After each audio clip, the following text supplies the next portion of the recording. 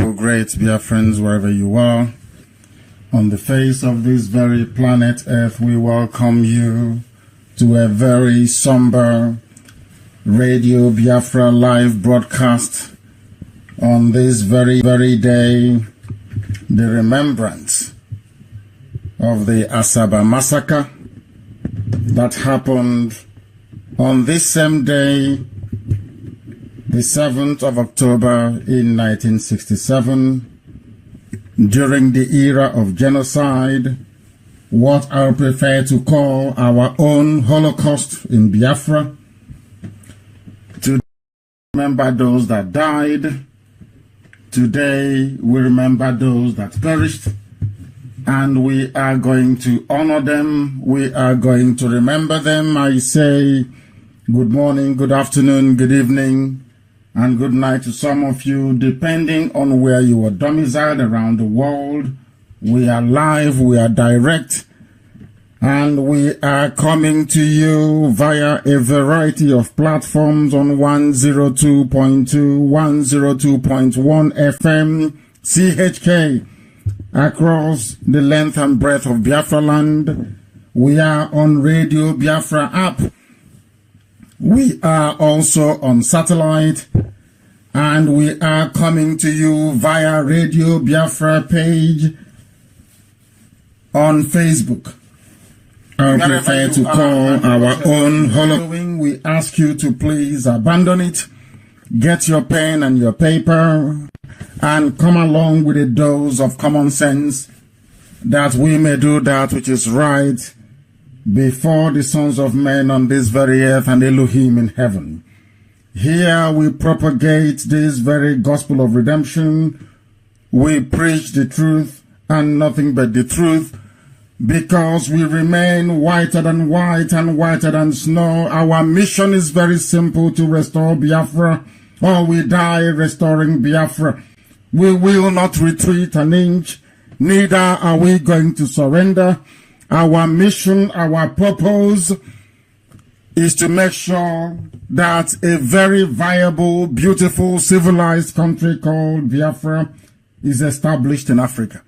And that we must accomplish, not through any strength of ours or through any extraordinary intelligence nor intellect, but purely by the grace of the Most High, that we submit to very humbly every day of our lives.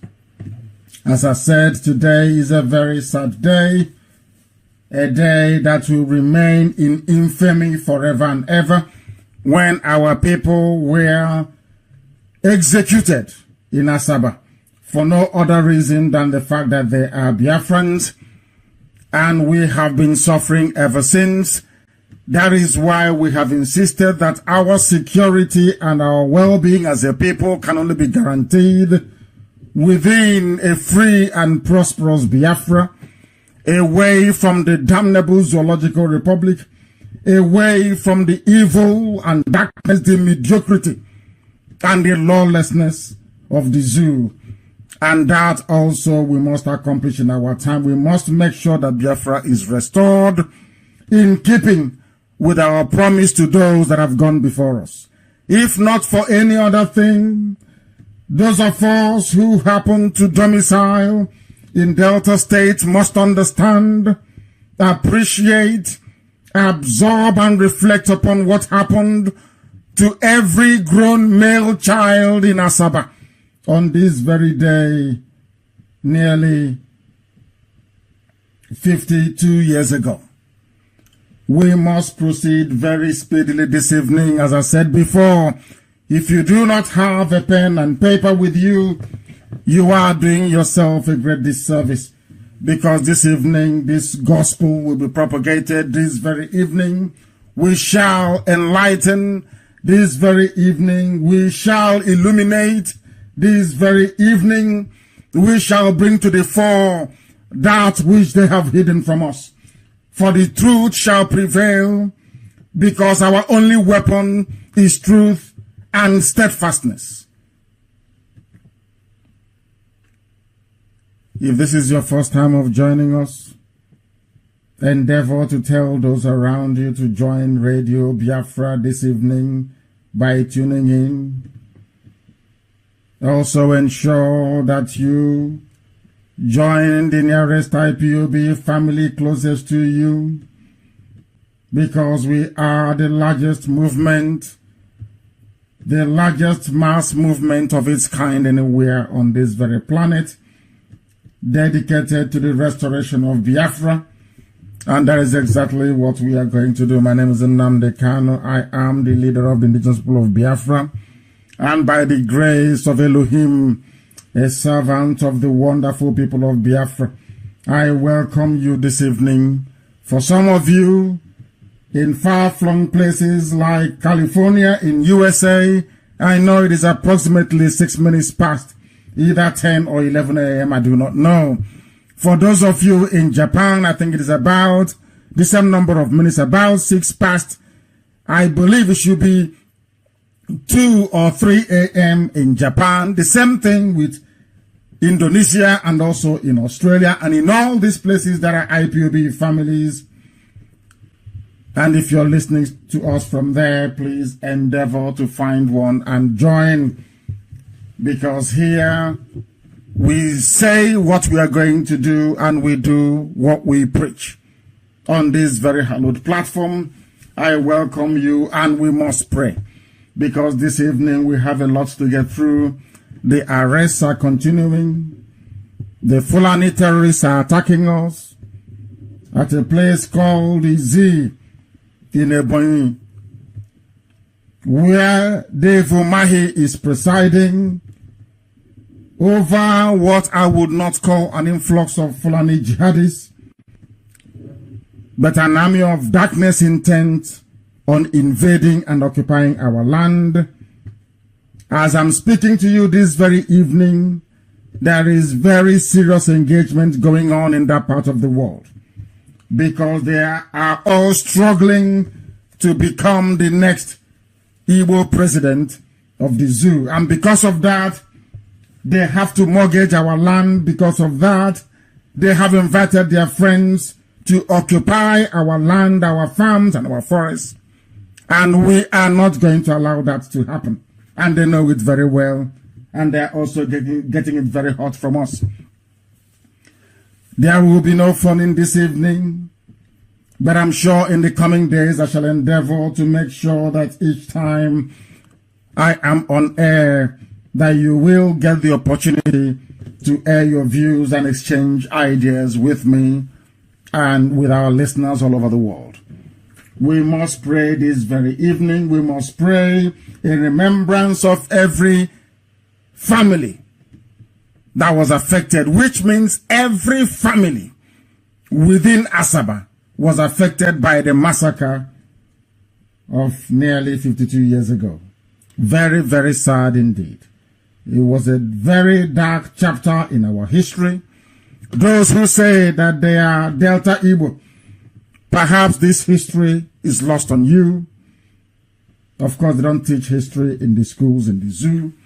But this evening, we shall enlighten you, bring to your knowledge the things that happened that they have been hiding from all of us. If you are not Biafrans in Delta, why would they line up our men in Asaba and slaughter all of them in broad daylight?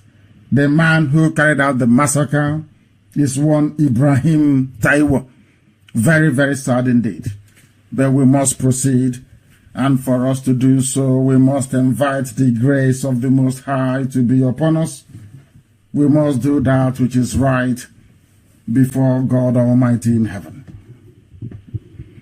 Eternal Father, you created us in your own image and likeness, but sin and wickedness has warped the minds of men, and throughout the damnable Zoological Republic, Nigeria. These are not the things that you created. You never created Nigeria. Nigeria is a man-made creation. That is why it will come to an end. We beseech thee this evening to give us the strength, the courage, the wisdom, and the fortitude to endure all that we have been through, all that we are passing through now, and all that we are likely to encounter in time to come, because we know that freedom is not cheap. We know that freedom never ever comes on a platter. We know it has to be taken. We know it needs to be fought for. And that is everything that we are doing within our powers to ensure that your will is done upon the lives of your children. The world at large is watching, but from it comes no justice. There is no justice. What we have is injustice and brutal disregard for the rights of other people to exist as only you, Elohim, intended. You, Almighty Creator, you created Biafra and placed your people within it. Ahaba, which our haters renamed to Asaba, was the land that you gave to your children, and in it we shall dwell for eternity. We call upon thee, Heavenly Father, on this very day, for your grace to dwell upon us, for your mercy to abide with us always. Protect all the men and women that live within Asaba on this very day. Those our mothers that we are left without husbands, those our mothers that we are left without any sons, please, Father, protect them. Those that we are widowed as a result of the wickedness of the Nigerian army against those that you made in your image, please protect them. Oh Lord, when you are excluded from the hearts of men, we become unconscionable. The inevitable result is that people suffer, and we are suffering. There is so much injustice and corruption taking place in Nigeria today, not only in the lives of individuals, but also in the corridors of power and the council rooms of many states. We pray, Elohim, that you will right all the wrongs that have been done to your children. You will right every wrong in this very world and vindicate those of us who are being treated unjustly. Keep us, Father, from taking matters into our own hands, for vengeance is yours and yours alone. Only thee, O Lord, in your grace and mercy we pray that you will give justice and peace to all those that have been cruelly and unfairly treated by their fellow man. And may injustice and carelessness that we Biafrans have had to endure become the means to draw us ever closer into your saving arms of grace. Grant us, O Elohim, a vision of your Biafra, as your love would have it, a world where the weak are protected and none will go hungry or poor, a world where the riches of your creation are shared and everyone can enjoy them, a world where different cultures and opinions can live in harmony and mutual respect, a world, a Biafra, where peace is built with justice and justice is guided by love. Give us the inspiration and courage to build it, this hallowed land of Biafra, through your grace and the blood shed in Asaba. We pray unto thee now and forevermore. He said, we must proceed, having prayed and committed ourselves into the loving arms of Elohim. This very gospel this evening will be preached. Some may not like it. Some are averse to the truth. But this truth we must preach. As I said earlier, if you have your pen and paper handy, that will be absolutely marvelous, because this is the finest university anywhere on this very earth, insofar as the study, understanding of the brain of a black man is concerned, this is the platform for you to come to. Between the 2nd and October the 7th of 1967, men in Nigerian army uniforms, they became beasts. They became wild animals and committed crimes against God in heaven and humanity at large. More than 5,000 people, conservatively speaking, we are rounded up in Asaba and brutally mowed down by the machine guns supplied by the British government. We have been suffering, or should I say we had been suffering before then. We have continued to suffer up until this very day. Because they hate us, our enemies despise us because we are blessed. They do not want us to survive as a race. They do not want us to live in freedom, in liberty, and in justice. That is why they came after us, and that is why they will continue to come after us. Conservatively speaking, over 5,000 people were slaughtered in Asaba from soldiers of the 2nd Division, led by Murtala Muhammad. But the man who supervised the senseless slaughter of innocent people, the singular act of the greatest genocide ever performed on the continent of Africa, or should I call it the second Holocaust, after that endured by the Jews in Europe. The man responsible for this gruesome and heinous act is a Yoruba man. His name is Ibrahim Taiwo. They lined up our people. Every able-bodied man in Asaba was killed in one single day. That means that our mothers were left without sons, and our wives were made widows.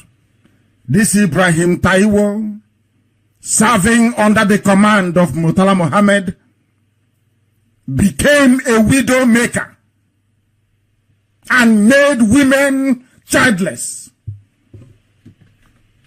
This they don't teach you in schools. That is why I feel very sad when I hear people from Ahaba, that is the proper name of Asaba, of course, talk about Biafra in such a condescending manner. I get repulsed by it because they do not understand history. For reasons best known to our enemies, they have decided to keep the truth away from the people of Delta. And that truth is being revealed this evening. The general officer commanding the GOC of the division was Murtala Muhammad. His operational headquarters was at Umunede. Umunede, that is the name. It's an Igbo name with Igbo people in it. Umunede. It was from there that Taiwo went on his killing spree with his men. They entered into Asaba, and the Holocaust commenced in Asaba.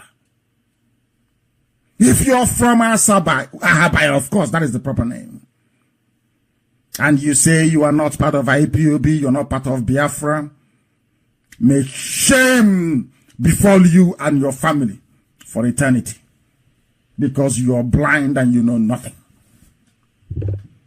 This man called Ibrahim Taiwo entered into Asaba and the Holocaust began. There's a place called Obeke Square, St. Joseph's Catholic Church. For those that know, these were the places that the massacres took place. Anywhere they go to, they ask the men to come out. That the war had ended. People will come out. They will line up the men and they will kill all of them. The Europeans don't want to talk about it. The Americans will not talk about it. Nobody wants to talk about what we went through as a people. I repeat, in modern history, that was the second most gruesome Holocaust that any group ever had to go through after the Jews. But nobody wants to talk about it. If you guys are all about Rwanda and Rohingya. This was a place where Britain and some parts of the world decided that this race must be wiped away from the face of the earth. That is why when I hear people talking about Igbo presidency, I feel sorry for them. When a road is good, you use it more than once. We have been there before. Ironsi paid with his life. Azikiwe was relegated and disgraced into the office of Governor General, and later became a ceremonial president, just drinking tea all over the place. You people never learn. You never learn anything from history. That is why IPOB is here, to remind you of who you are, where you're coming from, and where you're going. Our sight, our destination is freedom. That freedom cannot be found in Biafra, nowhere else. Not in a zoo, not in a restructured Nigeria, not in a regionalized Nigeria, not in a constitutionally sound Nigeria. No, it is within Biafra and Biafra alone. And that's what we're going to. Some of you may be persuaded by the allure of modern primitive politics in Nigeria. The syndrome of it is my turn, let us go and chop our turn. It will not happen. Not under our watch. It won't happen. If you reflect upon what happened in Asaba, you will understand how much they hate you. For you to appreciate how you are hated within, for you to understand how much they hate you, you need to understand Asaba Massacre. Only then will you appreciate it, how much you're hated. And that is why they keep suppressing it. Nobody wants to talk about it. It concerns the Biafran race. It concerns the Igbo people. Why talk about it?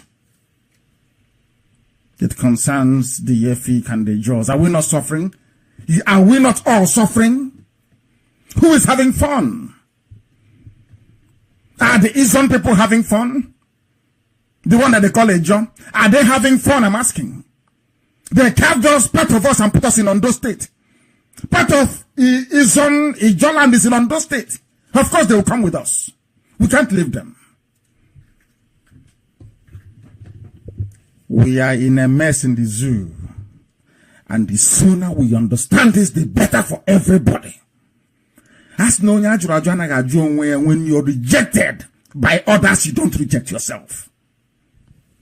Listen to what happened in Asaba, 7th of October, 1967, for you to appreciate that from birth, from your mother's womb, you have been hated and marked for destruction. They hate you. Why do you think I hate Nigeria so passionately? Because they hate us. They want us all dead.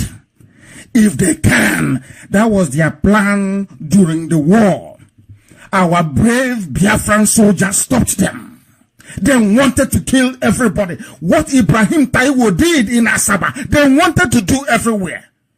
They want to kill everybody up to the age of 10. Every male child. And then they will force them into the Al-Majri Islamic ways. And that will be the end of us as a people.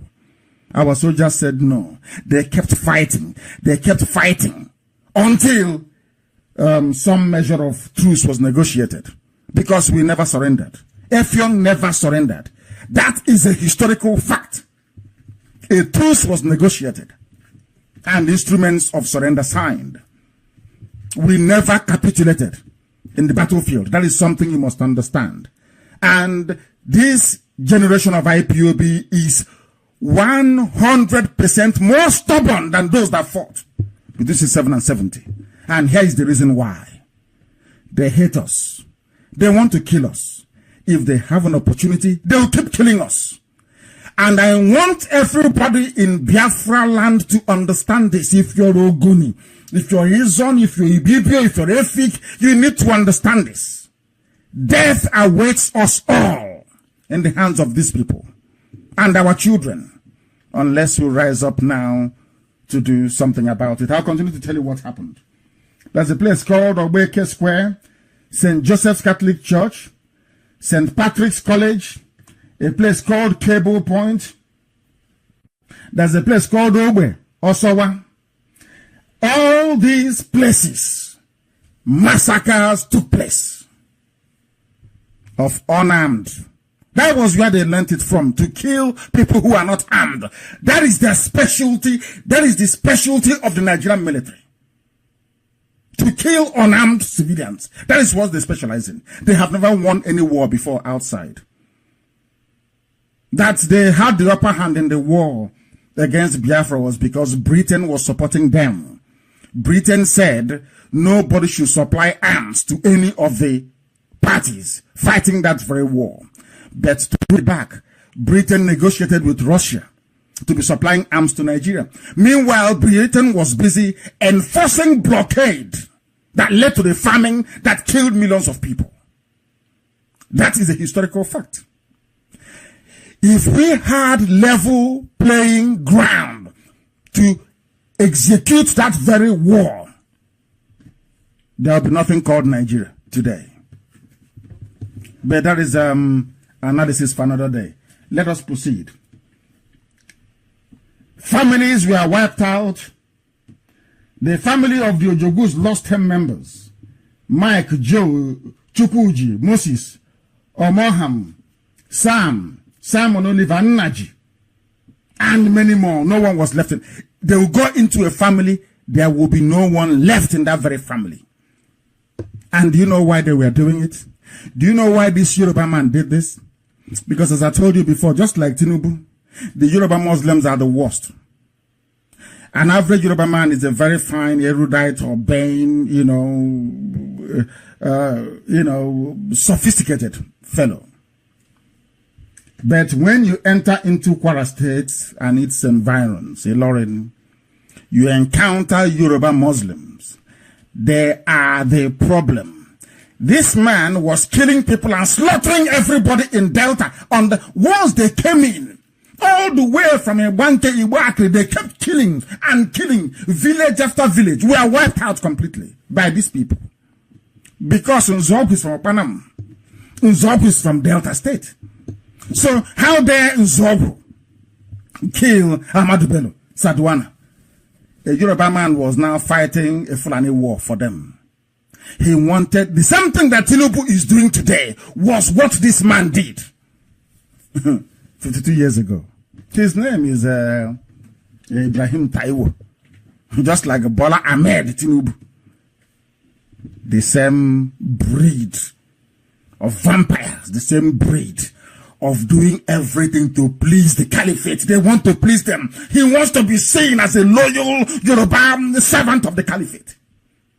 He said to Montana, leave me, let me go and kill the Igbos. Let me go and kill the Biafrans. And as soon as they came in, they started killing. I'm giving you the names of the places where our people were slaughtered. Where they killed our people in Asaba. And surrounding areas as well. Even the Okonji or Iwala, it's too much. The names are here. I'm telling you. I don't know. It's just terrible. It's just terrible.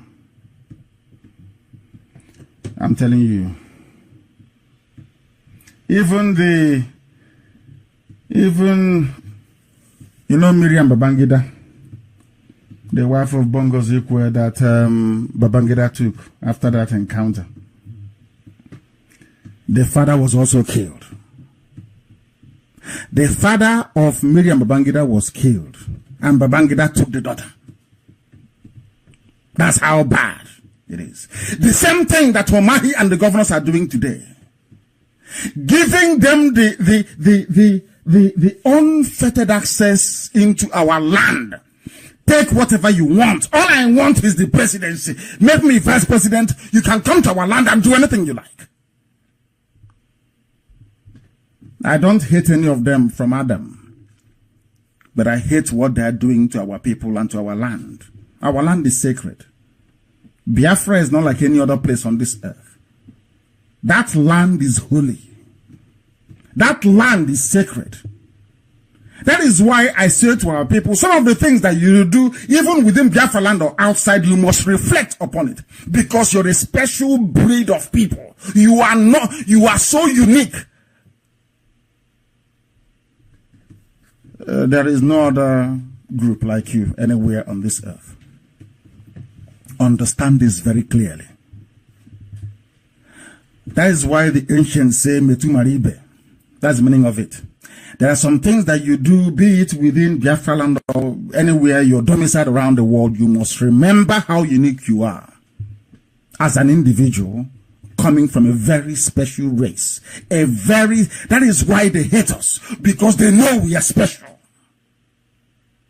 No other reason. They know we are blessed. They know that scientists are born, they don't have to go to school. They know that very well. We are the only people capable of doing something that no other group can do in Africa. I said no other group can do it. What we are capable of doing. That is why they hate us. They killed Miriam Babangida's father, and Babangida took Ndidi. Okongu took the daughter. Unbelievable, isn't it? It is crazy. There is one Sydney Asiodu who was in Lagos, well known. He was an athlete and moved to UNN and was studying zoology. He represented Nigeria at the Tokyo 1964 Olympic Games. It's unbelievable. He was also killed. And as you know, as with what Dave Omahe and Obiano, what the governors are doing today, was there then. He had an elder brother. His name is Philip, as you do. He was the permanent secretary at the Federal Ministry of Industries. I want our people to listen very carefully this evening. I want to tell you where your problems are, how you can identify them, and how you can get rid of them. You know, that's what they do. They promise you something or they give you a position. In defense of that very position, even if they're killing your brother, you say, don't kill him. Because if you leave him, he will spoil something for us. Even he went to 1964 Tokyo Olympic Games to represent the zoo called Nigeria. Do you know that they killed him in the Asaba Massacre? And his senior brother was the permanent secretary, Federal Ministry of Industries. It is unbelievable, isn't it? The same thing they're doing today. In return for your land, basically, in return, if you want to become, they are saying is the turn of the Igbos. So if you want to become the president, they want you to give them our land, as Umahi is doing in Ebonyi. There is a war going on in Ebonyi right now as I speak. And we are meeting them head on, of course. And they know it very well. Right now, as I'm speaking, we are engaging them in Ebonyi as I speak. We are engaging them right now as I speak. Some of you don't know this. And I'm not supposed to say it. But sometimes some of you think that, what are they doing? They're not doing anything. We are protecting you. That Ebonyi has not fallen, that Enugu has not fallen is because of IPOB. As I'm on air this evening speaking and preaching this very divine gospel, we are stopping them in Ebonyi state right now, this very second. IPOB, sacrificing our lives to make sure that the promise that is Biafra is fulfilled in our lifetime. Some people don't understand. There is not something you play out on social media. We are engaging our enemies that have come to take our land from us. And out of frustration, they went and slaughtered some families today in Izzi. It is happening right now as I'm live. Ask Umahi, and Umahi will confirm it right now that there is war going on in Ebonyi. Some of you do not know because hopelessly and foolishly you were busy watching Big Brother or Little Brother, I don't know what you call it. That is how hopeless some of you are. But your land is being ravaged. We are being overwhelmed, so to speak. People don't know what IPOB stands for. They don't know what it means. They think we have come to joke and to play. We have come to defend our land. We have come to restore Biafra. Or we die restoring Biafra. There is no two ways about it. Our people were killed, slaughtered, maimed in Asaba and everywhere else around. What did we do? Nothing. Our crime is that Chukwu Kikabiama blessed us, made us very successful. Everywhere around the zoo called Nigeria, we were successful. It was an Igbo man, Nzogu, who wanted one Nigeria to be a better place that got us into this mess. So when people are talking about presidency, Igbo presidency, just say to them, have you people come again?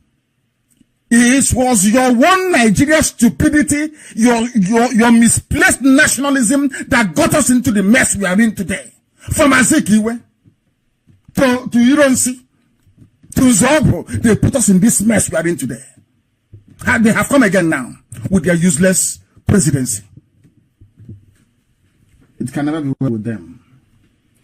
It is very, very strange, but that was what happened. A lot of people perished. A lot perished and died in Asaba because that was how our enemies wanted it.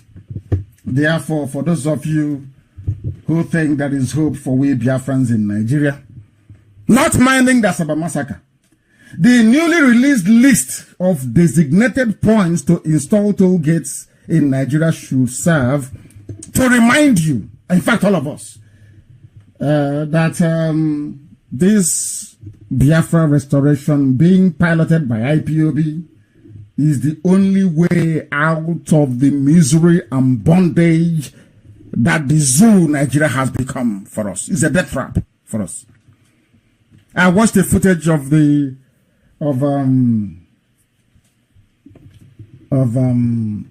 Anambra, I think it was a Owerri Road the other day. It was raining. It felt like River Niger in full flow. I bet you that if anyone were to step into that very fast-moving surface water, they'll be swept away. That's Anambra State. But some of you support the governor of the state. That is one thing that is seriously distressing me. That we are now becoming like Alamajiri. We now celebrate mediocrity and criminality because you're getting something from the master's table. The same thing that the Fulanis did to them, they are now doing to us. And some of you foolishly are falling for it. But not IPOB, thankfully.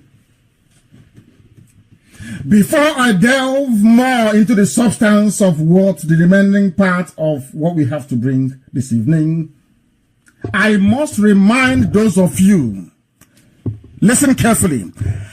Let me repeat, I must remind those of you clamoring for Igbo presidency that you are wasting your time. IPOB is dedicated to the restoration of Biafra, and no amount of idle gossip or paid advertorial by sycophantic praise singers, or should I say inconsequential political errand boys will detract IPOB from our march to freedom. It doesn't matter how many journalists you pay 4,600 naira to be writing press statement for you. It's inconsequential. We are not being moved. We want Biafra, not presidency. Understand this very clearly. Remember what I said before. It was the pursuit of this I am an Igbo man, I want to rule Nigeria, that got us into the mess we are in today. I have said it before. From Azikiwe to Ironsi to Zobo, it was their desire to make Nigeria a better place for everybody that got us into this mess that led to the Asaba Massacre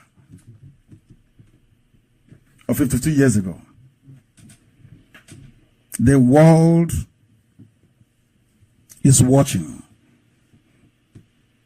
If we step into this presidential nonsense, we have lost every right to speak about Biafra in the terms we are doing at the moment. Understand that very clearly. All those errand boys cannot stop us or detract us from our march to freedom. This 4-year cycle of is our turn, misplaced optimism, is not for IPOB. No. We have listened to our people. I don't know when they said we should go and vote out Jubril. And I warned them that your PVCs, they have come again. Oh. That case is still in court. They have come again with their new program of Igbo presidency. There's always a new program. Always to keep you busy.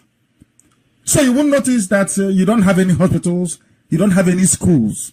You don't have any roads. Nothing is functioning. Nothing is working. All your eye is now fixated on 2099. Then you get an Igbo president. And then what happens after that?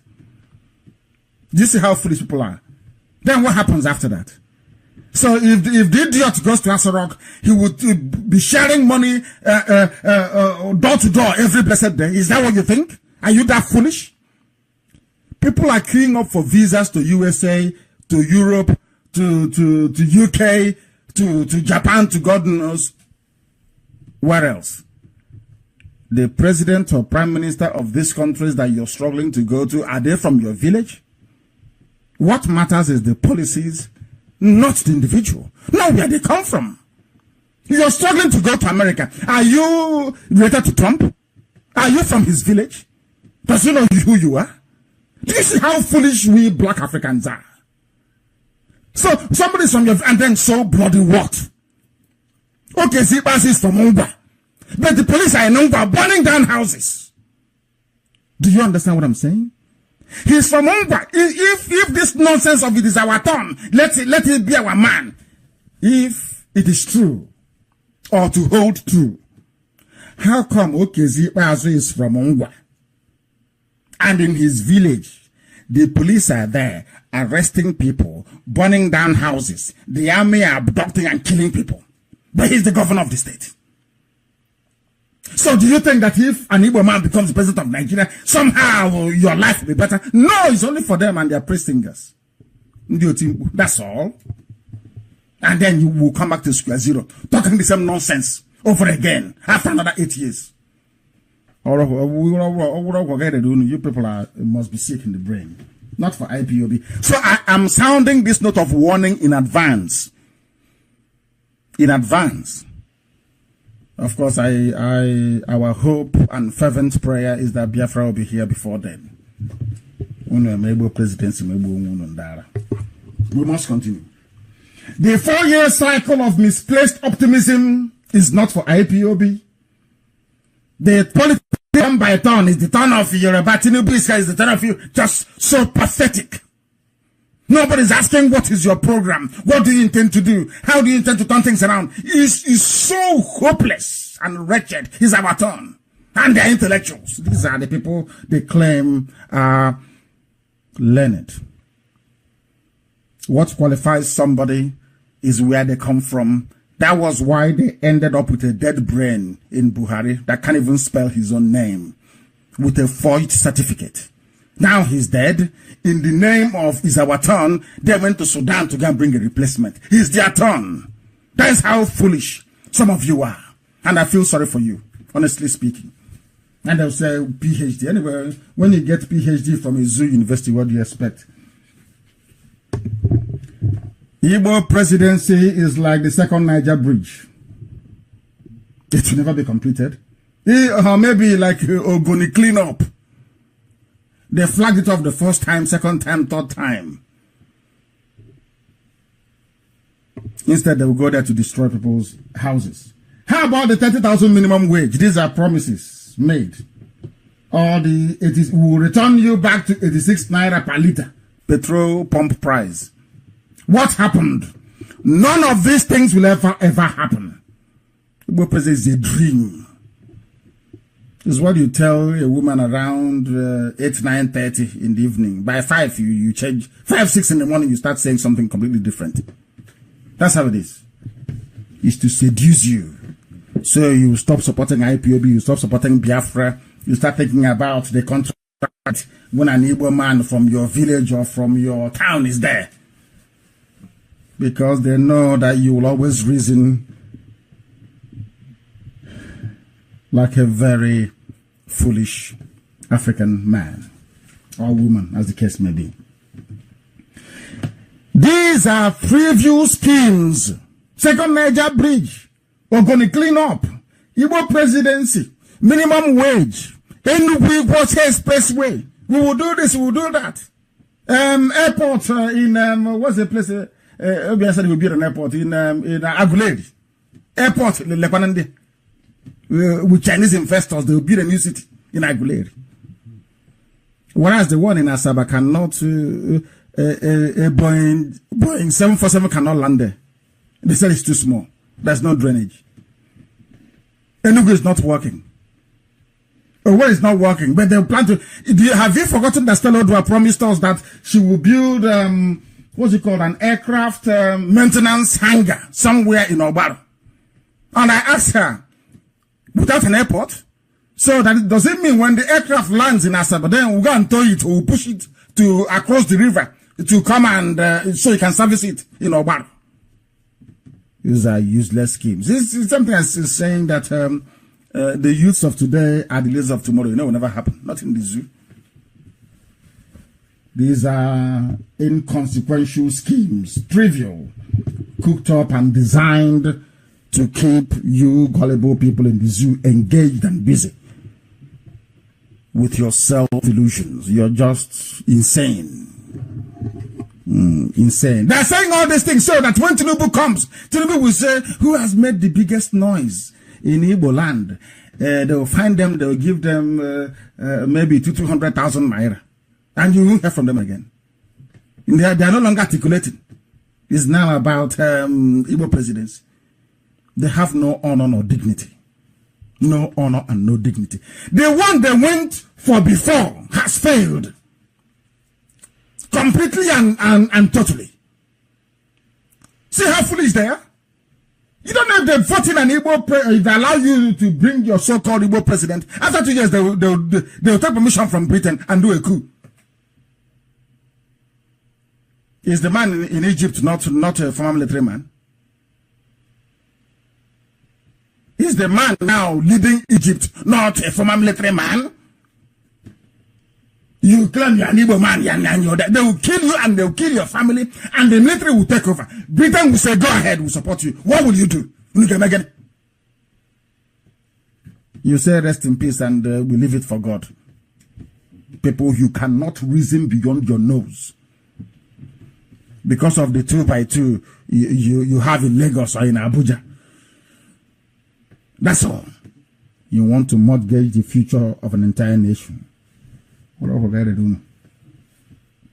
Those championing this nonsense about one zoo, one Nigeria Igbo presidency garbage, and saying it is the turn of the Southeast, have cleverly forgotten, as they usually do, that not long ago, our own brother, Goodluck Ebele Azikiwe, that's his name, Ebele Azikiwe Jonathan, he was a Biafran, or I'm sure he's still a Biafran. He was the president of this Lugardian contraption called Nigeria. Can anybody tell me one visible landmark One notable achievement attributable to Goodluck Jonathan whilst he was in office. Did he succeed in alleviating the economic, social, or political plight of our people? Let me even say, for the benefit of argument, of Niger Delta, are they still not begging for amnesty, 60,000 naira every month? Are they still not begging to be pipeline security guards? He was there for 6 years. And then what happened? Even people like Donald Duke that did something in Cross River. Where is that achievement today? All gone to waste. People don't reason in that zone. They never ever reason. Always looking for the most expedient way out of every mess that they find themselves in. I like Goodluck Jonathan. I even like the wife more, Patience, because she's very vocal and a very strong-spirited woman. Can anybody point to one achievement of Jonathan in office? It was their turn.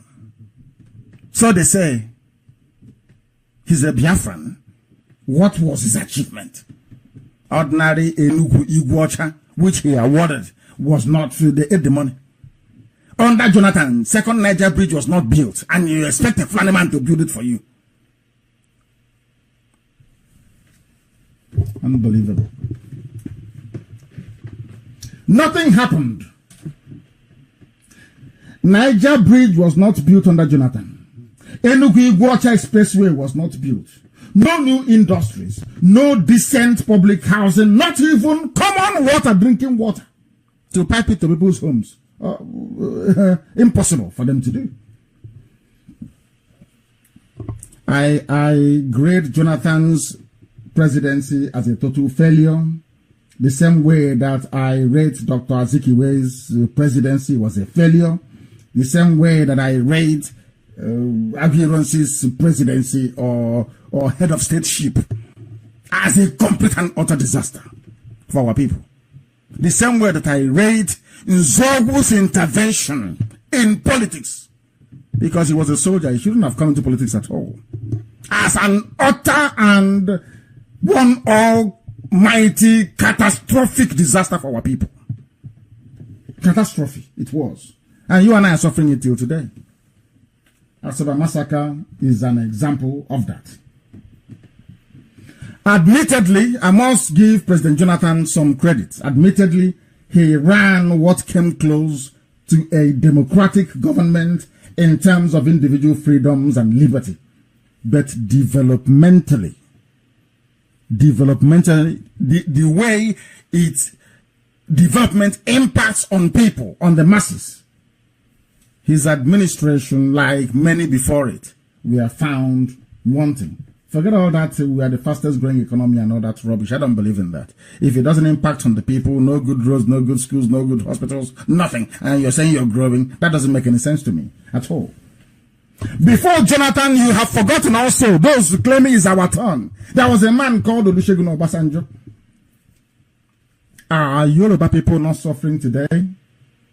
If having a Yoruba man as a president meant that their lives will somehow improve, why do we have brave men like Showore campaigning for a structural change in Nigeria, calling for a revolution now?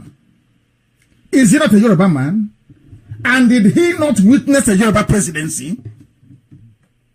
This is for those clamoring for Igbo presidency, thinking we will bring a much needed change in their lives.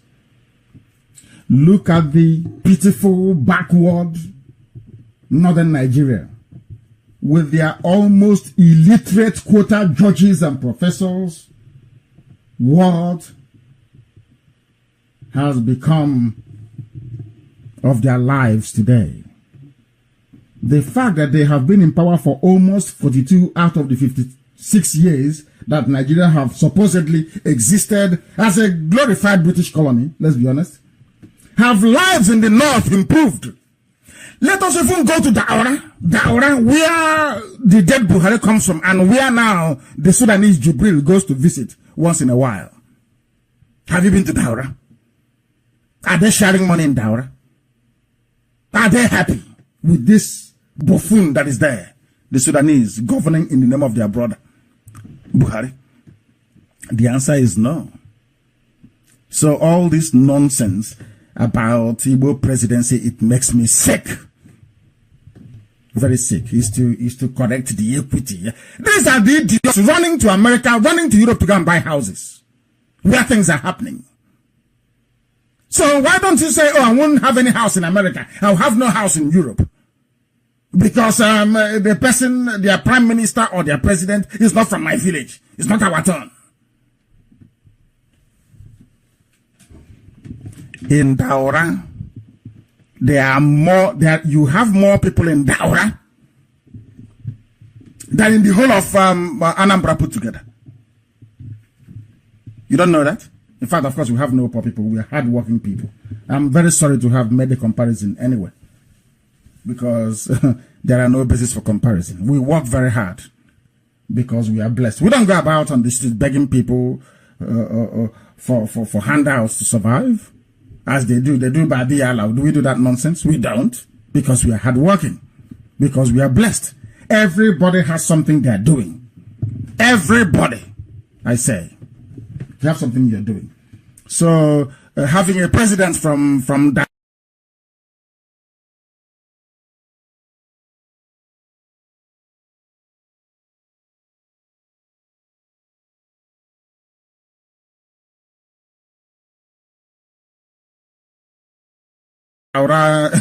have not suddenly transformed their fortunes and have all become overnight. No. It doesn't work that way. Some know about President Biafra, which is the only thing that matters anyway. Assuming that we are serious improving our plight in the zoo called Nigeria. Those in the north, are they not being ravaged? Because the type of diseases you have in the north, I've never seen it anywhere else before. Chronic poverty, alamajiri everywhere, banditry, lawlessness and corruption.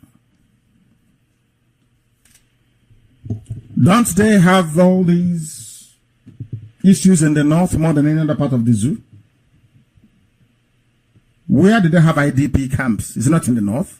Are they not the president? Are they not the chief of army staff, chief of secretary to the state, chief of staff to the president, air force chief? Every security arm, are they not the ones in charge? But they are on the streets begging for food. Stop all this nonsense about this our turn. It's the turn of our people. Why don't we do that? Is for lazy people. For lazy people. People have been brainwashed into believing that having the presidency will somehow make your life better. That is nonsense. There are more Fulani people in IDP camps than when Jonathan, who is not a Fulani man, was in power. There are more people now in IDP camps than when Jonathan was there. But supposedly, of course, Jubil is there on behalf of the Fulani man. Are their lives any better? The answer is no. That is why we must reason. That is the essence of this broadcast this evening, so that we can at least be able to reason. We were sold this lie before that things will get better when it gets to the turn of your village. But what we get is the exact opposite. We will not allow ourselves to be deceived with the promise of presidency in return for surrendering our land to Miyetti Yala and other Fulani terrorists, as is happening in Ebonyi tonight. What we need is a revolution. And that, listen carefully, please, before I get quoted out of context. I use the word revolution. Our revolution is freedom for Biafra. Relentless pursuit of our freedom. People talk about Igbo presidency as if it will solve any of our problems. Is it not the same politicians that pocketed the money that was meant to for the reconstruction of Enugu-Iguache Expressway that will be in charge? Is it not the same people? Is it not the same politicians you have now that Enugu-Onitsha road is not passable? Is it not the same crop of people Are you going to get somebody from the moon to come and be this Igbo president? It's from the same group of criminals. The same group of criminals. The same. They launder their image. They pay journalists and they write nonsense. The best governor, the this and that and that. You all know you're deceiving yourselves. That is why when you go back home, you are still faced with the same problems that you had. That mosquito will still be there waiting for you to come back. So it can give you malaria. The mosquito won't go away. You don't know? Because even if you kill it by spraying insecticide, there are many more, breeding in the nearest filthy, stagnant water. They will come in the evening. Who told you that you get rid of mosquitoes by using insecticide? Of course not. You live in a clean environment if you want it to go. That's the only remedy. Or else new ones will come in, more aggressive ones will come in the evening. It's pure common sense. But I'm sure it's in short supply in Africa. But we give it to you in abundance. It is a lie that presidency will improve you. We will not allow ourselves to be deceived. They are taking our land. They go to Obiano, they say to Obiano, you know what, we've been looking around, it's the turn of the Igbos. You stand a very good chance. Meanwhile, include Miet Yala in your government, and he will include them. And they're there. And he opened his mouth and said, Miet Yala is in my government. The same promise they make to Ebonyi State Governor. Therefore, you're good to us, it's your turn. He'll say, but what do you want? He say, give us his Z. We'll take it. And then you'll be the president. And they go to Abia and they tell that bumbling buffoon, you'll be the president. So when we go to your village and we're burning down people's houses and destroying their businesses and arresting everybody, don't say anything. And you'll be clapping and jumping up and down. Oh, it's my turn. Oh. It is that destructive selfishness we have, especially abundantly in the politicians. It's destructive selfishness. As long as they're okay with their families, the rest of it can go to hell. They don't give a damn. But some of you stupidly, as I must commend our coordinator in Texas that confronted those fools planning to invite Obiano to come to America. Lelani, all their years in America, they've learned nothing. Is to invite a criminal so they can steal money belonging to the masses to bring to America so all of you can drink Hennessy and share it. Incredible. Incredible. What we need is a revolution. Ours is freedom. Ours is freedom because the same criminals who will go in there. This bunch of cowardly Fulani slaves you have in government houses in the east encouraging Miet Yala, a terrorist group, to be raping our mothers. They are the ones you are going to vote for as your president, isn't it? The idea of Igbo presidency is a Trojan horse. And they want to use it to bribe us into dropping our agitation. But I wish to tell them that we won't retreat nor surrender. If you wish to continue being a slave in the zoo called Nigeria, that's entirely up to you and your useless Igbo presidency. But as for this IPOB which I lead, our destination is Biafra. Anyhow they want it, we give it to them. We are going towards Biafra. You either come with us or you relocate to the north and go and stay with them there in Ugawasa. The time now is 3 minutes past 8 p.m. and 3 minutes past the top of the hour, wherever you are. This is Radio Biafra. We are live and we are direct, of course. On this very somber day, we remember those massacred in Asaba exactly 52 years ago. And also dealing with this very nonsensical issue of Igbo presidency. It is a Trojan horse, and they cannot bribe us. If you want to, or if you wish to continue being a slave in Nigeria, that's entirely up to you and your Igbo presidency. We are not going anywhere. Those clamoring for presidency as a means of enriching themselves and their families should instead submit themselves to, or their ideas to, a referendum, so that this issue of presidency versus Biafra will be resolved once and for all time. The notion that having an Igbo president will resolve the mess we are in as a people in the zoo is the most idiotic and ill-conceived notion of politics ever to come out of Nigeria. We are not, by we I mean IPOB, we are not interested in your Nigerian presidency. All we want is Biafra. Those campaigning for Igbo presidency are doing so for their own selfish reasons, as simple as that. It can't solve anything. Are you more intelligent than Zeke? Look at all the idiots clamoring for presidency. Ask yourself this question. Are you more intelligent than Nnamdi Azikiwe? If Nnamdi Azikiwe could not change Nigeria or make the Alamajiris in the north to be able to reason like human beings, who are you to confuse them? Who are you?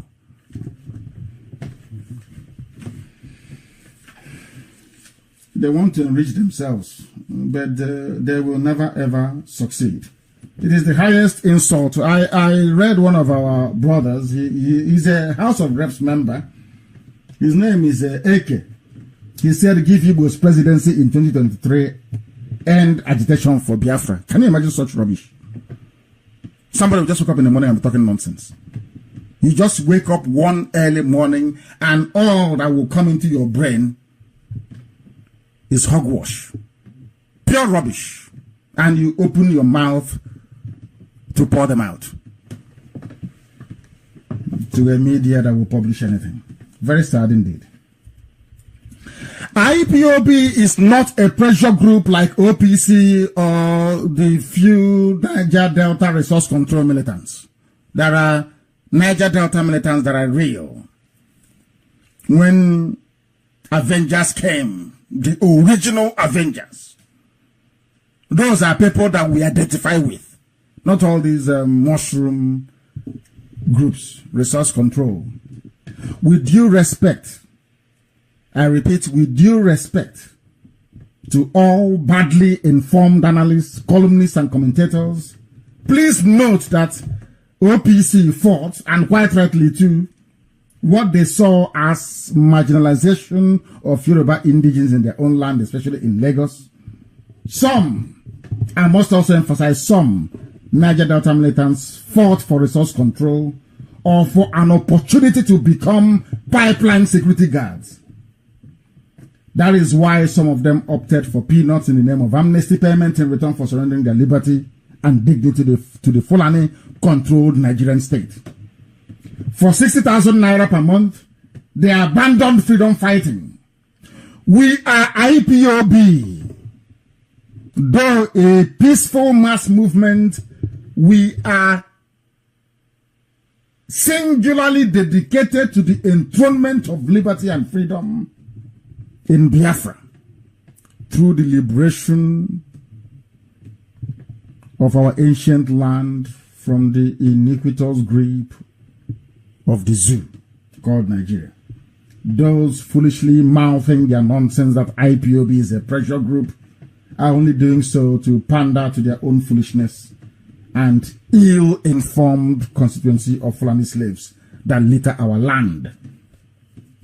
Pressure groups do not ask for freedom, nor do they sacrifice their lives in pursuit of the noble ideal of liberation, as we in IPOB have done, is doing, and will continue to do until the full sovereignty of Biafra is restored. We want nothing to do with Nigeria, and the sooner they realize this, the better for us all. The poorly lettered commentators comparing this great IPOB to local Nigerian pressure groups are in for a shock.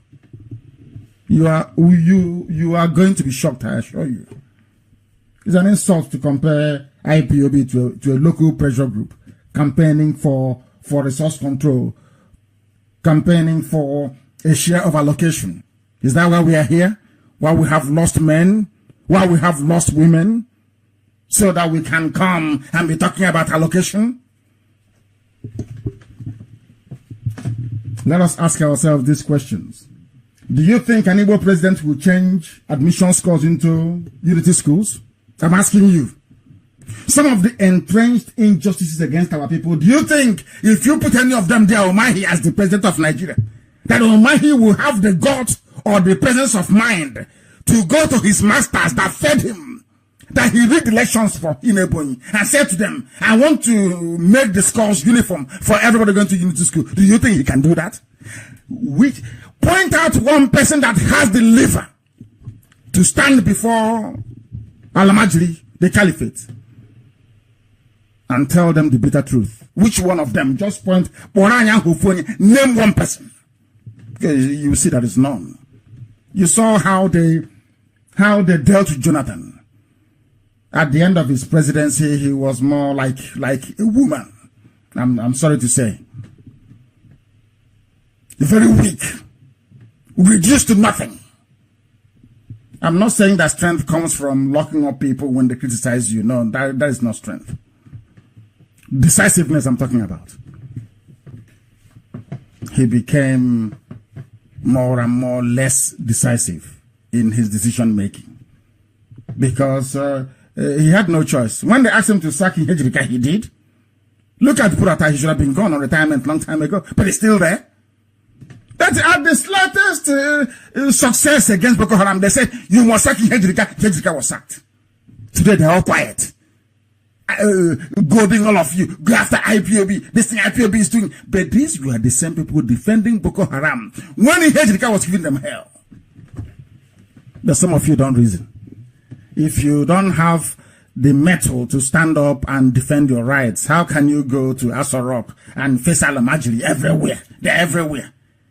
By the time they pay Yoruba media to start writing against your government, you collapse overnight. And they'll take over. And they'll say, we had to take over to stop things from getting out of hand. And Britain will say, go ahead and do it. Didn't you see the pictures of... let me ask you this. How many times have any British dignitary come to Biafra land? They always go to the north. All of them go to the north. Do you know why? They have an understanding with them. Because they are the house niggers.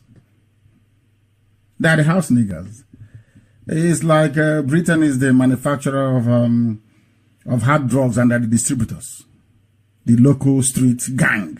That's who they are. They are nothing. That's why they don't go to school. They know nothing. And that's why they are the favorite. You see? So they should stop all that nonsense. Do you think any of these cowards can go and tell them to scrap the quota system they have? The same quota system that produced Ibrahim Tanko, the Chief Justice of the Aeroplane Turner, the Chief Justice of the Zoo. Do you think an Igbo president, who, by the way, in fact, will inevitably emerge from this pool of the slaves you have in Abuja now, or the idiots you have in government houses, in giving our land to Mieti Allah, working with Mieti Allah? Mieti Allah is the 4th largest, most deadly terror group in the world. Obiano came out openly and said, they are part of my government. Meanwhile, they are chasing IPOB to kill, torturing people. This is the person you will vote as president? And we are finished now. We will be the ones in danger. Not Alamajiri. We will be any day we make that stupid mistake, we will be the ones in danger. Look at their antecedents in office. Look at the way they behave. How many of them have stood up in the house? Apart from Abariba, of course, to challenge the North. And even when Abariba did, they invited him and locked him up at DSS. Obasanjo was there. In case you have forgotten, Obasanjo was a military man and ex-head of state before he became a civilian president. Yet they caged him until he knelt down in front of Atiku to beg. So you don't know that? Somebody as powerful as Obasanjo is, they caged him. He had to kneel down to beg Atiku before he was released. That you're telling me that somebody like Omahi can go there and survive for 2 weeks?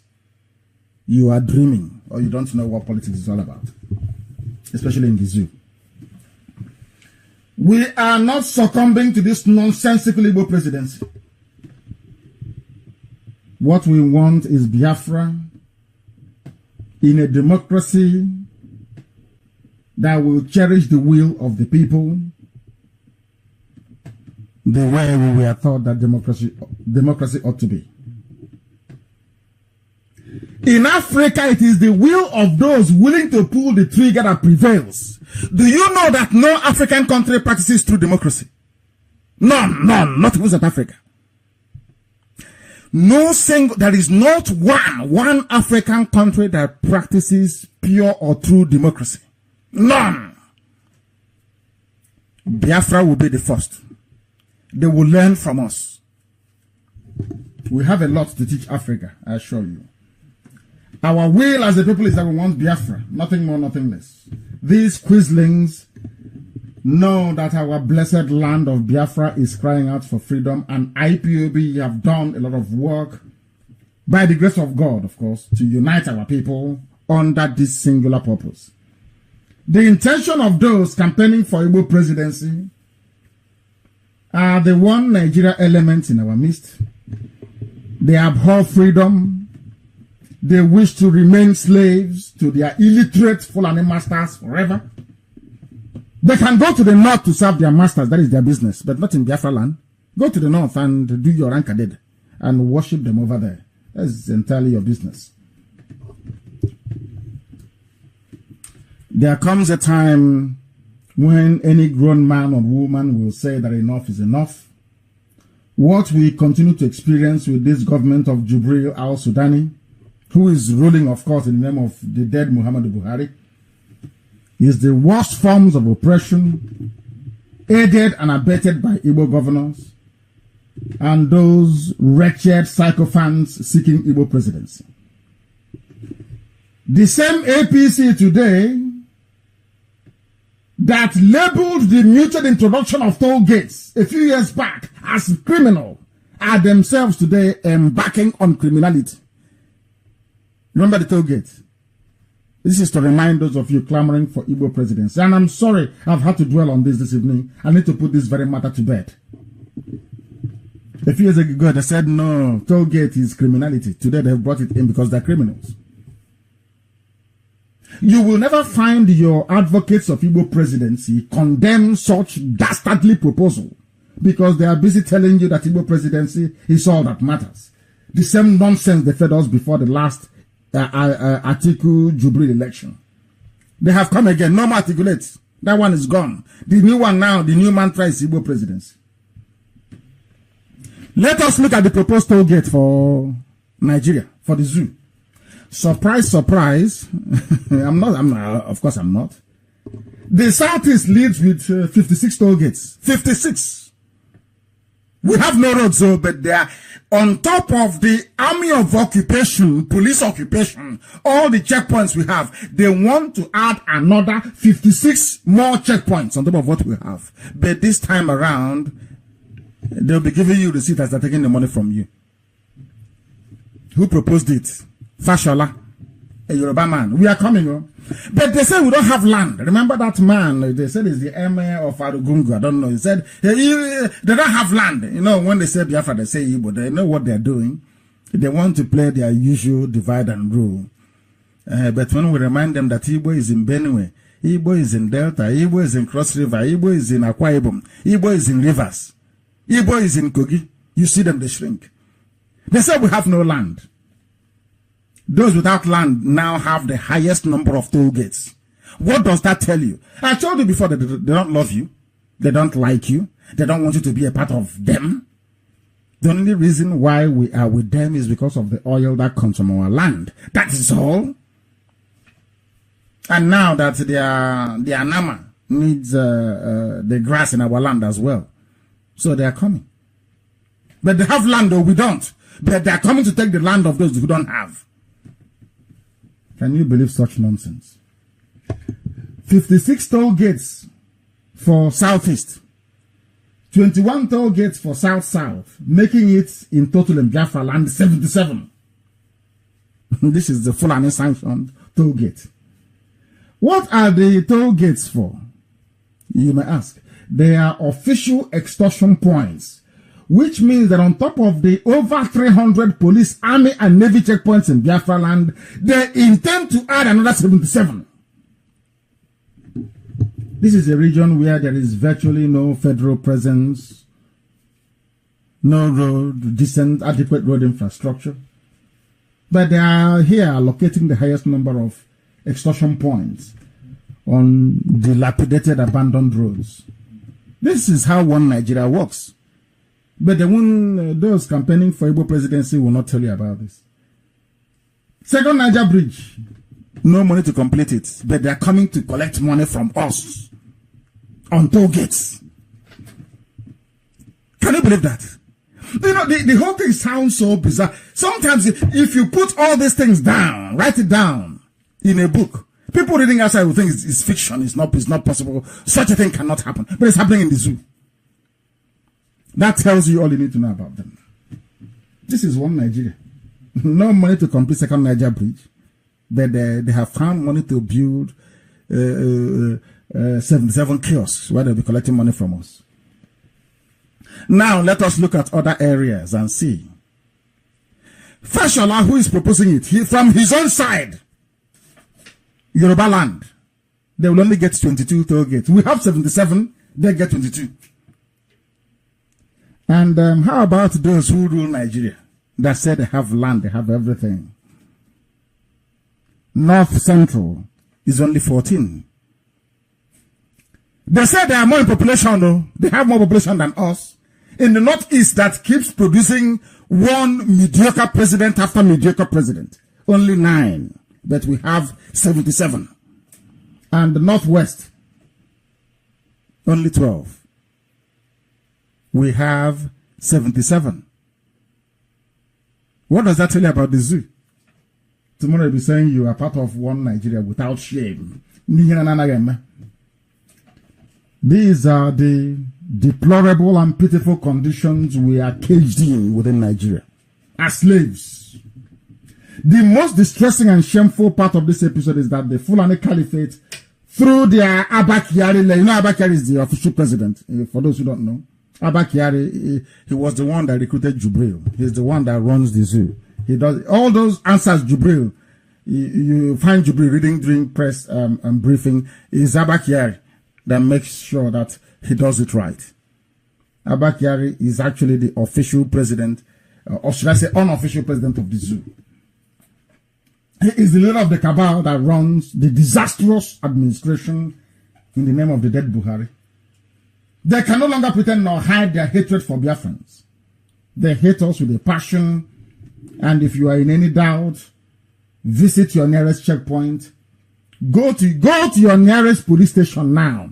Go to the nearest army barracks. Go to the law courts and see how people who can barely read nor write the Fulanis are lording it over us on a daily basis. I'm asking Biafrans, if they don't hate us, why would we get 77 targets when they have 9 and 12? This is the regime that some demented Igbo, Efik, Izon, Ibibio, Idoma. People come out to praise. Hey, APC is doing well. Oh. They are killing your people. But because all you think about is yourself and your family. Unlike us that is thinking about the well-being of everybody, including your mad selves. All you think about is your family. If I only had my family to think about, by now I'll be a multi-billionaire. But we are fighting for the well-being of everybody. But some of you are busy fighting for your own stomach and that of what you will leave for your family when you're long gone. Let us also look at their so-called security response from the army. The various operations going on around the zoo. Boko Haram is busy ravaging them in their God-forsaken arid Sahel. Whereas the Vandals are busy scavenging in the east in the guise of Operation Python Dance 4. They had Operation Python Dance 1 only this January. Now they have 2 operations in a year. Before it used to be 1 operation in a year. Now it's 2 in a year. Trying to justify the perpetual illegal occupation of Biafra land. I must point out that this so-called one Nigeria, people have joined the mass murderer Yakubu Gowon in praying for unity. As they are killing them in the north, ravaging their land, Gowon is busy praying for unity. it should not be lost on all right-thinking people that Operation Python Dance is the legal cover the Fulani Jihadi army is now using to justify the perpetual military occupation of Biafra land, despite the fact that we are not at war. The war is happening in the north. The banditry is in the north. The kidnapping is in the north. The lawlessness is in the north. The terrorism is in the north. But they are bringing their army to the east. Operation Python Dance, to check criminality. But the palace of an emir has been burnt by terrorists. How, if you have all the soldiers you have in the south, in the east, were to be redeployed to the north, there will be no Boko Haram. But with their friends in the media, they know how to hype things up. You know, they have no conscience. Hey, there is lawlessness and criminality everywhere, and they come. But you know that Elohim, Chukwukikabiama, that we serve, is very faithful. The more they're running around like headless chicken in the east, Boko Haram is gaining ground in the north. So they'll have no homes to go back to. Those who launched the so-called Operation Python Dance for to aid the advance of Fulani, that is what they're doing. The only reason why you have this is to aid Fulani advance their militia. The Yetiala terrorists, to help them to advance into our land and take it over. Because once we confront them, they'll go and call them from their barracks. They'll come and defend them. Some of you don't know that that's what has been happening. When I read some comments on social media, I laugh. Ignorance is a disease, honestly. Some of you don't know what IPOB is doing. Without IPOB, you would have been gone. By now, you'll be singing Babi Allah somewhere. You'll be gone. Then we'll continue to do our work because that's what Chukwukikabiama asked us to do. I want to ask Buratai the following questions. It's very, very important. What was the outcome of Operation Python Dance 1, 2, 3? What was the outcome? What lessons did you learn? Who are the people responsible for the supposed insecurity in the country, which you periodically deploy your murderers in uniform to curtail? Once in a while, they say there's insecurity everywhere. Who are the people causing the insecurity? Is it not your fellow Fulani terrorists and bandits? They're the ones going into farmlands and raping women, kidnapping people for ransom. And you bring soldiers into our land. I don't understand it. I just don't. Is there any part of Biafra land that is suffering from the menace of insurgency? The way the supposedly peaceful north is menaced by lawlessness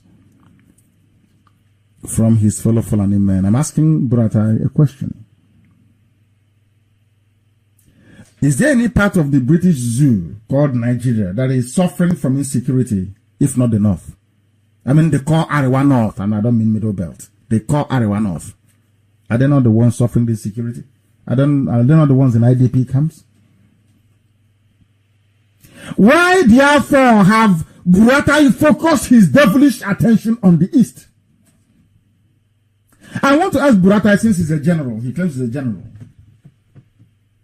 No doubt another certificate forging, cannot read, cannot spell, cannot write general from the north, because it's all quota.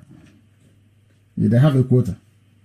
I want to ask him if he knows the duties of a soldier in peacetime. Is the army of a country supposedly primed to fend off external aggression or to fight perceived enemies? What is their job? What is the job of the army? Is it to fight external aggressors or to fight people from within? Or to fight people within? What is the job of the army in any country of the world? You know, when Buratai says we are doing this to check security, people laugh because you're Africans, you don't reason very well. You are in a democracy. The army is there. The reason why an army exists, the reason why Britain brought a standing army to the zoo is so they can have fertile ground to take people when they have wars elsewhere. After independence, the essence of an army is to defend Nigeria against anybody seeking to attack Nigeria from outside. That is the meaning of an army. To defend against external aggression. But you deploy army on the streets all the time to intimidate, because they don't understand what democracy is. A Fulani man don't know what democracy is. They are feudalists. They have feudal lords. They do rank a day. They have an emir. They go and lie on the floor in front of him, begging him for fura de nunu to drink. That's their nature. That is their life. We are not like that. We are Republicans. All men and women, I hasten to add, are born equal before God and before the laws of the land. Not so in the North. We can't be in the same country with them. It's not possible. Chalk and cheese don't mix. That is why they're bringing the army, because they don't understand how to deal with people in a democracy. So that is why any little thing they bring their army. And that is why there is lawlessness in the North. They don't understand what it means to militarize a civil society. They are now reaping the benefits in the North. And you see what will happen to them. Why is the army being used to kill innocent civilians? Why? Anyway, I don't blame them. I blame the Southeast governors. They are the, I don't know. Those people are evil. Very, very evil, I tell you. More evil than you can imagine. And everything I say comes to pass. When it happens, I will tell you, I told you so. Don't warn them about their PVC. What happened? They didn't listen. They say, register to vote. With Fulani INEC chairman. Here. And finally, I want to ask Buratai, since the bulk of the Nigerian army is in the south, arresting unarmed innocent civilians and helping Mietiala to consolidate their territorial gains, what are those defending the north? Who are they defending the north? Who is fighting Boko Haram? If all the army is in the south, who is fighting Boko Haram in the north? Because if you were in the north, the MS palace wouldn't have been burnt down. I'm sure you know that. I'm also sure that some of us have come across the headline, Boko Haram insurgents attack Yobe community, set MS palace ablaze. It's everywhere. Every year, anti-insurgency, move the generals to Brano, do this and do that. Boko Haram have continued to wreak havoc. They buy them cars, they put them in the army, they give them everything they want. They're still fighting. But IPOB, we've not carried any arms, we've not killed anyone. Your own governors are conniving with them. Kill them, burn their houses. I can't begin to understand this. I don't understand it. And one day, okay, Zibazu will pay. And the day he pays, some of you you go to social media and you'll be writing nonsense as usual. And we say we told you it will happen.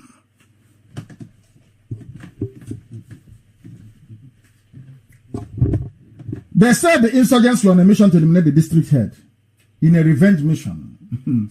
They burnt a section of the emir's palace in Jajare,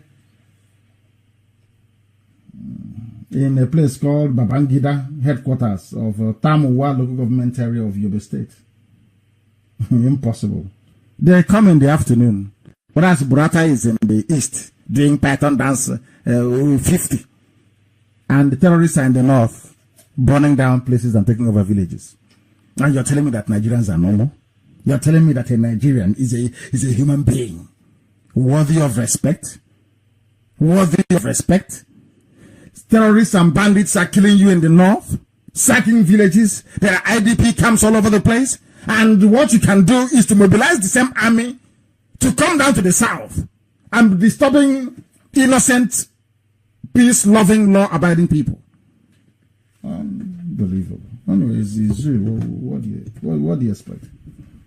What do you expect? No wonder Aisha Buhari fled to London.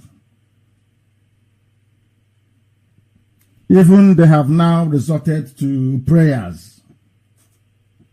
Even the terrorists, the Al-Majri in the north, the caliphate, they are now calling on prayers to tackle terrorism menace they themselves created, while Fulani soldiers are deployed to Biafra land to be harassing innocent citizens. They are praying for Boko Haram to go away and all forms of insurgency, whereas they are in the south, fooling themselves, claiming they are fighting insecurity, whereas insecurity is in the north. World Health in the north, UN this in the north, UNICEF in the north. Even the money they said German government gave them, is it not in the north they're going to spend it? Because of IDP camps and insecurity. But they're in the south, disturbing, hard-working, law-abiding people. They are now going spiritual in the north. APC is now praying. I think it was Governor Zulum or whatever it's called. They called 30 clerics for prayers. In the north, they rely on prayers to tackle terrorism and insecurity. But in the east, that is peaceful, they rely on the army to tackle peace. Prayers to tackle terrorism in the north, and the army to tackle peace in the south. As with its foundation, everything about the Fulani Nigeria, that's what it is a Fulani Nigeria. Caliphate is upside down. While we blame the all-conquering but educationally challenged Fulani Caliphate, of course, with the help of the British, for occupying our land, the bulk of the blame lies with Eastern governors. Dave Umahi and his group. And those that support them. You that support them is the problem. Not even Dave Umahi. It is the idiots that support them. The greedy, selfish fools that support them. They are the problem. Of course, they're only a handful. They're in the minority. The minority.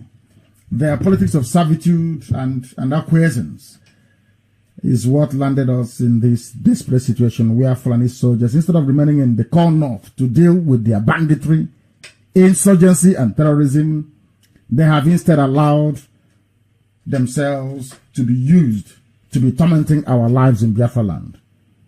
Those supporting these governors must also partake in the blame as well. Some of you, it's Nigeria. People don't remember anything anymore. Some have forgotten that even Obasanjo a while back reminded Jibril Buhari that his government is empowering Boko Haram. He said it. Go and Google it. The problem with so-called Nigerians is that they don't reason. I keep saying, every broadcaster say it. Nigerians, when someone says I'm a Nigerian, I know you're lower than an animal. You can't reason very well. You can't. Because if you can reason very well, you cannot say you're a Nigerian. They have all forgotten that Pa Fashoranti, the Afenifere leader, the doctor was killed in Yoruba land. Everyone has forgotten. It's all in the past. The rigged election that Atiku won and Jubril Abakiari rigged. Everybody you've all forgotten about it. Instead, it's 2027 or 2028. In the era. Even in the Middle Belt, they have forgotten. I read somebody, is it Lekwood, somebody from Middle Belt, is saying some nonsense about Biafra and Igbo presidency. He has forgotten. Maybe he has a house in Ashiokoro, in Abuja. Every other person can die and burn to ashes. He doesn't really care. He has gotten his own share of the cake. He says Lekwood. He's in Abuja talking rubbish. These are the people that Fulani groomed to serve their purpose in the Middle Belt. I'm warning him not to meddle into Biafra affairs, just to stay where you are and serve your Fulani masters if that's your portion in life. And stay away from Biafra. We are not interested in any stupid Nigerian presidency. We are not interested. Not one bit. We are not interested. You are from the Middle Belt. You've forgotten how your land was lost to Mietiala terrorists. Fulani headsmen killing you, renaming your villages, raping your wives and your children. And all you can do is to talk about Biafra. You people are seriously condemned, I'm telling you. The humiliation you suffered at the hands of Mieti Allah should keep you occupied. All of you. Was it not a while back that Danjuma said you must all now defend yourself and you're coming to dabble into Biafra? He said his name is Lekwatt. I don't know who he is. He was talking about Biafra and presidency. I will suggest, seriously, because there are some people that I respect talking about Igbo and their presidency. I will seriously suggest that they confine it. Let them take their presidency and go and do whatever they like with it. As for us, our destination is Biafra. No one is going to stop that from happening. These people have no morals and no honor. They have no dignity. They don't know what it means anyway. It's in English language, so they won't even understand the meaning of it. Thank heavens we are fighting for an ideal nation in Biafra and not the zoo. They have closed the border. They will not speak. The border have been closed down. The border closure in Nigeria is continuation of economic strangulation of Biafrans. That's what they do. We have no seaports, we have no airports, we have no roads. But they're going to build 77 toll gates. Don't forget that. And even the borders, they are closing it. I ask you to bring your pen and your paper this evening because that's a bit of work to do. Because some people don't quite understand what is happening in Africa. We are in serious mess. You know, when I say it, people say, oh, the way he says it turns me off. Because you don't actually understand what written law is. What it's all about. You don't know what written law is. We'll get to that later. And how written law, ECOWAS. You see, this border closure is actually against the ECOWAS treaty itself. It's just like saying you're moving goods and services across the borders of European countries. Who searches you? Don't you see all those big lorries, those of you that live in Europe, traveling, crisscrossing one country to another? Who stops them? Nobody. Let's continue. It's very important you understand this. The border closure is to suffer Biafrans, nothing more, nothing less. And I want Amakeko to post the video of people actually smuggling rice in the north. And the pictures. Let the world understand that there are people smuggling. The northern borders are open, but the southern borders are shut. That is Nigeria for you. And the customs of, should I say, the Supremo, the Comptroller General, whatever rubbish they call him, is actually a Fulani man. He's in the south. Overseeing border closures in the south, but in the north, the borders are open. And people are telling me that they are normal in Nigeria. This is okay. Oh dear me. It did not start today and it will not end unless we get our Biafra. That's the only savior. The only savior. To provide some semblance of context in this very matter, I would like Biafrans to please refer to ECOWAS treaty ratification. Go to Google it, just type it in Google, ECOWAS treaty, and read. And see if it is compatible with the border closures that they have. When it is time for litigation, you will not see all these useless lawyers in Nigeria litigate. When if it is gossip, they start yapping rubbish. The closure of the boundaries is illegal. It goes contrary to the provisions of ECOWAS, a treaty that they all signed in Abuja. Oh dear me. They allow me to come here every day, teaching me, lecturing them for nothing. All the traders affected should just go and hire a half-decent lawyer and file a suit, either in Cotonou or any of the West African countries, because the closure of the border is illegal. It runs contrary to the conventions, or should I say the treaty of ECOWAS. It's there, and I'm going to tell you now where to find it. Very easy and simple. To provide some semblance of context, I must tell you, go back to ECOWAS treaty ratification. You see, the problem of disobedience to the rule of law is endemic across Black Africa. I don't know what's wrong with Africans. They don't know how to obey the laws that they've actually written down themselves. Nobody forced them to make the laws. They make it and they break it. And when you hold them responsible, they just simply ignore the court. Do you see why the white supremacists call you monkeys and baboons from Africa? And you get upset. I don't get upset because they are correct. You get upset because if you go back and reflect and look at yourself in the mirror and the way you behave, you know there's no difference between you and a baboon in the forest somewhere. You made laws, you wrote treaty. Oh, because that is EU, you have all these trading blocks, you know, Africans. You know, just like the way they changed their competition to Champions League, because there's Champions League in Europe. So CAF now needs to have their own Champions League as well. Anything you see, you copy, without following the discipline that underpins that very thing that you're seeking to copy. You saw EU and you copied your own ECOWAS, free movement of goods and services. And you are deporting people from Ghana. When the treaty says there should be no deportation, it's very clear. People can settle wherever they like across West Africa. It's in the treaty. Hi, blacks. Let's continue. I want everybody to please Google ECOWAS revised treaty. I'll give you some minutes. Google it, ECOWAS revised, R-E-V-I-S-E-D, revised treaty. You will find it online. Quickly go to page 5. Please, Amaka, copy this very page and put it up on my wall. If you may, please. Go to page 5 of ECOWAS revised treaty.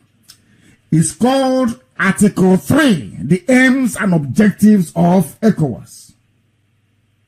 They want to recreate an economic union and free travel zone as you have with the EU. You know, we black Africans now. You know, anything we see, we copy. You know, like a suit, anything we see from abroad, we borrow, we copy. But we don't know how to maintain it. Very sad indeed.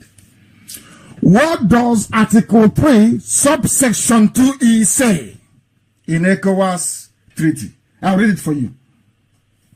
It is the establishment of an economic union through the adoption of common policies in the economic, financial, social, and cultural sectors, and the creation of a monetary union. Monetary union, like the way you have the euro. That's where they're heading to. Now, let us go to section 2D. They want to create something like the euro now because they have said it here. That's what they're going to do. Now let us go to section 2D. The establishment of this common market. You know, the EU was a common market before they moved slightly political and the British got upset about it. Section 2D, subsection 1 says, listen carefully please, the liberalization of trade by the, listen to the grammar, by the abolition. That is the key word, abolition. That means to do away with. To abolish it completely. What are they abolishing? Amongst member states, as they said, customs duties levied on imports and exports, and the abolition, another word, strong abolition again, among member states of non-tariff barriers in order to establish a free trade area at the community level. Are you listening? The liberalization of trade by the abolition among other member states of customs duties levied on imports and exports, and the abolition among member states of non-tariff barriers in order to establish a free trade area at the community level. They copied this thing from the EU charter. Let's stop the EU. Do you know that when you get to Cotonou or Seme border and you have a barrier there, you shouldn't be there? Are you aware of that? Nobody should ask any questions because that's what the treaty says. The worst they can do is to say, where is your passport? I want to identify who you are. But there should be no barrier. Freedom of movement of goods and services. Let us go to section 2D, subsection I. Now listen. Listen carefully to ECOWAS treaty. In case you are being deported from Ghana, you shouldn't come back, go and get a lawyer. Because ECOWAS treaty says you can be in Ghana for the rest of your life if you want. And every vice versa for Ghanaians who are living anywhere in the zoo. The law says you cannot, you can settle there if you want. You don't need to renew your visa. It is here in ECOWAS Treaty. That's what they said in plain, simple English, in black and in white. What does it say? It says the removal between member states of obstacles to the free movement of persons, removal of any barrier. There should be no barrier that should prevent people from moving about their goods, which means that the closure of semi-border is illegal. You should not block their goods or their services and capital. In other words, you can take your money from anywhere and go to any West African country as a West African citizen or whatever it is and invest there. Nobody should ask you any questions. That is what it's saying here. Free flow of capital. And the right, listen carefully, you have the right of residence and establishment. But you have Ghanaian law enforcement officers pursuing people, say, yo, you're a Nigerian, come, I want to send you back. But ECOWAS Treaty says that Ghana signed up to, 15 of them signed and said, you can live anywhere in West Africa. And closure of semi-border is illegal. But they don't know. You know, they're Nigerians. What do they know? It's for free. You see, if they had succeeded in closing Radio Biafra, would they get this education for free? No, they won't. That is why IPOB and Radio Biafra will mean well for humanity. We don't want to cheat anybody. We don't want anybody to cheat us. That's all. We don't hate anybody. We only hate those that hate us. If you hate us, we'll hate you even twice more. That is why I despise the zoo. It is here in black and white. Let us reconcile what the treaty is now saying with what is happening at semi-border and other borders across the south that the Fulanis from the north have closed. Is it not very clear now to those of you that claim you are the elite, the governing elite, that you are as daft as this animal that they call idiot? You know, there's an animal they call idiot. The so-called elites, they are as daft as an idiot. They know nothing, their brains are empty. These are the people who want to vote as your president. Then I'm here. Tons. From left to right, all of them. I hope we have this evening opened your eyes to the reality that Nigerians are living in darkness.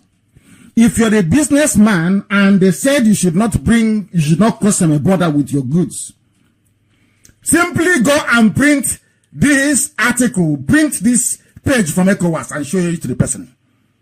They will get out of the way. That is what the law says. ECOWAS Treaty is a law. The law says you cannot close semi-border. You cannot close it. That's what the law says. And they must open it. They are doing their thing there. You know, that's exactly what happened when they charged us with terrorism. And when we went to court and asked them to prove it, prima facie, they all fell apart. When they were closing the border, they thought they were trying, they are being vindictive towards Biafrans. But even that, with your own pen, Obasanjo with his pen signed and said, semi-border must remain open for the life of this treaty. Every border in Africa should remain open, in West Africa, at least. That is what the treaty says. The same way, somebody flying from Germany to Belgium, do you pass through immigration? The answer is no. You just cross and go because it's Schengen to Schengen, EU to EU. When you copy something and do it the way it's supposed to be done. Not copy and mess everything up. Black people. Unbelievable. You must know, I want to go back to this issue of border closure. No customs, no checkpoint, no police, no army. And some of you are in Makrodi, Calabar, Warri, Badagry, and Lagos, shouting one Nigeria. How pathetic you are. How pathetic some of us are in having not recognized that this is the worst form of economic strangulation, contrary to what ECOWAS Treaty says. This is an area that calls for immediate legal action, both in Nigeria where they litigate on inconsequential issues, but when the meaty or heavier ones come up, you see them floundering all over the place. The borders should be open because it's against the law. This is against the law. And it was designed deliberately to punish a specific race and tribe. What are the people that import critical food items? Who are they if not Biafrans? Who imports, who is into importation if not Biafrans? You do your maths and you will know. And tomorrow you tell me you're in Lagos, you believe in one Nigeria. Everybody knows the My Adua border. If you know it, you know it. That is where they are. It is not too far from Buhari's hometown, the dead Buhari, not Jubilee. Jubilee is from Sudan. That is where they use bicycle and motorcycle to go across the border to go and bring bags of rice. And some of you are busy talking about one Nigeria when they are busy shutting down your borders and going to Niger and to Chad to go and bring in rice. As somebody quite rightly said, what is the name of this gentleman who wrote something? He very cleverly, he wrote very, very cleverly. His name is Adeti Lewa Adetomiwa. I think that's his name. I don't know if I pronounced the name correctly. He wrote very, very brilliantly. He said, closing border to stop smuggling of goods, you don't stupidity. Of course, everyone knows that. Charging high tariff on all goods you don't produce or have alternative for is extended stupidity. But you are talking to Alamanjiri, you are talking to Fulani Caliphate. They are deaf, they are dumb, they forged certificate, they didn't go to school. How do you want them to understand? Certificates are forged. They asked Tanko Ibrahim, where is your certificate? He said, Tamais ate it. He is the Chief Justice of Nigeria based on affidavit. Jubril is there based on affidavit. They don't read, they don't understand. So how would they know what you're talking about? They don't know. And those that thought before they were immune from Fulani headsmen, they are suffering it today. Because there's a place called Inkek village in Okanafun, local territory of Akwa Ibom State. They have killed a farmer there. But Buratai said he came because of insecurity in the east. But his people are the ones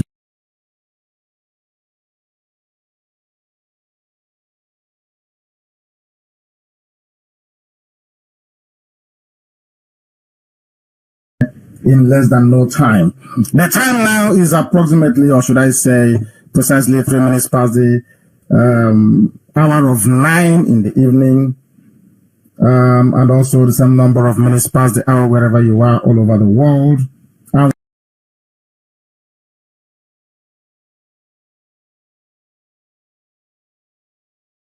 want to reiterate before we close this very evening that there is a part of Biafra in Ondo State. Izon, or some say Ijo, in Ondo State. They are coming with us in Biafra. The same as Bakassi. No part of Biafra will be left or hived off to anybody. We have suffered enough with gerrymandering of borders. It will not happen in Biafra. And on that very note, I bring tonight's proceedings to a close. Once again, we pray and remember those that died 52 years ago in Asaba. Those who were murdered and massacred by the Nigerian army. May Chukwukika grant them eternal rest. And because of their loss and the pain is left in our hearts, we shall pursue Biafra to its logical conclusion. And we shall be free. Here on this very hallowed platform is Radio Biafra, is where we worship. Here. Because we must always speak the truth. And that truth is what is setting Biafra free. Not because of what we do. What we do accounts for part of our success. But above all, because we stand on the truth. That is why we keep marching forward. And Chukwukika in heaven, whom we worship, is our God. Thank you very much for listening from me from here. It is good evening.